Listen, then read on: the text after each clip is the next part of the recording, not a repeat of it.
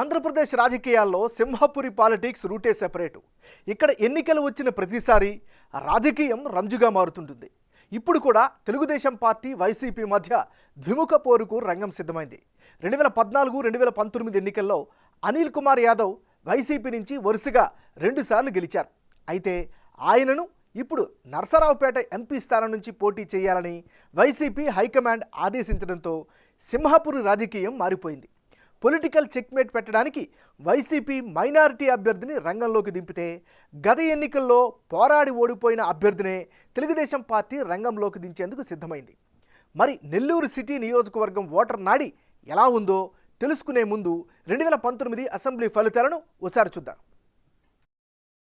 2019 ఎన్నికల్లో నెల్లూరు సిటీ నుంచి వైసీపీ అభ్యర్థిగా పోటీ చేసిన అనిల్ కుమార్ యాదవ్ 47% ఓట్లు సాధించి సమీప ప్రత్యర్థిపై గెలిచారు.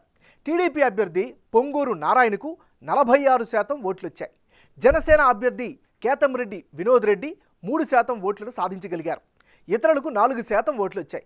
గత ఎన్నికల్లో అనిల్ కుమార్ యాదవ్ గెలుపులో కోటంరెడ్డి శ్రీధర్ రెడ్డి, ఆనం రామనారాయణ రెడ్డి, కాకాని గోవర్ధన్ రెడ్డి వంటి నాయకుల సపోర్టు చాలా వరకు పనిచేసింది.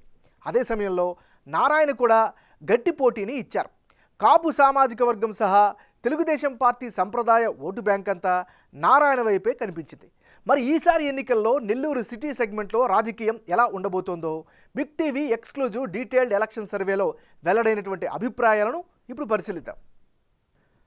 వైఎస్ఆర్ కాంగ్రెస్ పార్టీకి చెందినటువంటి నాయకుడు మహ్మద్ ఖలీల్ అహ్మద్. ఈయనకి రానున్న ఎన్నికల్లో అనుకూలమైనటువంటి అంశాలు ఏమిటి పరిశీలిస్తే సుదీర్ఘమైనటువంటి రాజకీయ అనుభవం ఖచ్చితంగా కలిసొచ్చే అంశంగా చెప్పుకోవచ్చు. నెల్లూరు నియోజకవర్గంలో మైనారిటీల మద్దతుపై ప్రధానంగా ఆశలు పెట్టుకున్నటువంటి పరిస్థితి కనిపిస్తోంది. మరోవైపు జగన్మోహన్ రెడ్డి ప్రభుత్వ పథకాల లబ్ధిదారుల ఓట్లపై ప్రధానంగా ఆశలు పెట్టుకున్నారు. నెల్లూరు డిప్యూటీ మేయర్గా విధులు ఈయన నిర్వర్తించడం స్థానికంగా అడ్వాంటేజ్ అయ్యే అవకాశం కనిపిస్తోంది. మరోవైపు జనంలో గుర్తింపు ఉన్నటువంటి లీడర్గాను కూడా మహ్మద్ ఖలీల్ అహ్మద్కు పేరైతే కనిపిస్తోంది. ఇది ఈయనకి సంబంధించినటువంటి అనుకూలమైనటువంటి అంశాలు.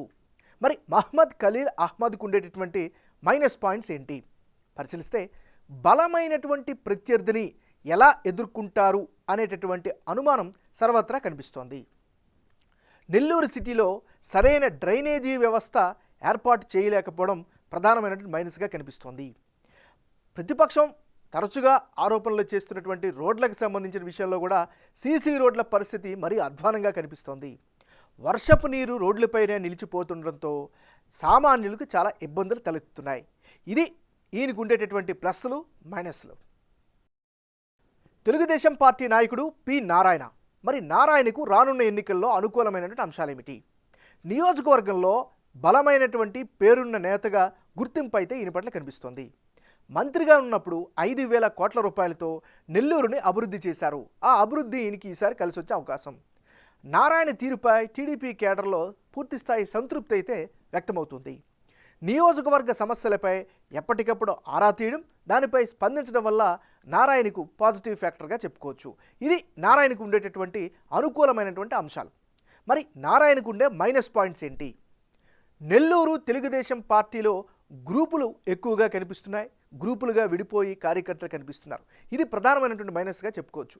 ఇది నారాయణకు ఉండేటటువంటి ప్లస్లు మైనస్లు. రానున్న ఎన్నికల్లో నియోజకవర్గంలో ఎవరెవరు బరిలో ఉంటే ఫలితాలు ఏ విధంగా వచ్చే అవకాశం ఉందో ఇప్పుడు పరిశీలిద్దాం. వైఎస్ఆర్ కాంగ్రెస్ పార్టీ తరపు నుంచి మహ్మద్ ఖలీల్ అహ్మద్, తెలుగుదేశం పార్టీ నుంచి పొంగూరు నారాయణ. ఇప్పటికిప్పుడు నెల్లూరు సిటీ నియోజకవర్గంలో ఎన్నికలు జరిగితే గెలుపు అవకాశాలు తెలుగుదేశం పార్టీ వైపే ఎక్కువగా కనిపిస్తున్నాయి.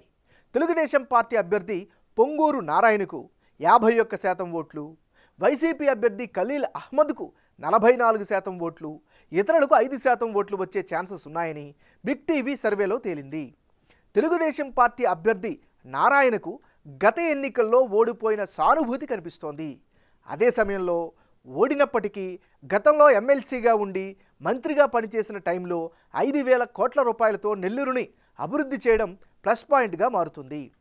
వైసీపీ ప్రభుత్వంపై యాంటీ ఇంక్యుబెంట్స్ కూడా తెలుగుదేశం పార్టీ ఎడ్జి పెరగడానికి కారణంగా కనిపిస్తోంది.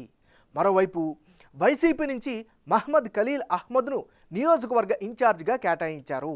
అటు వైసీపీ టికెట్ కోసం వేమిరెడ్డి ప్రభాకర్ రెడ్డి కుటుంబం పోటీ పడుతున్నా వారికి ఎంపీ టికెట్ ఇస్తామని చెప్పి కూల్చేశారు.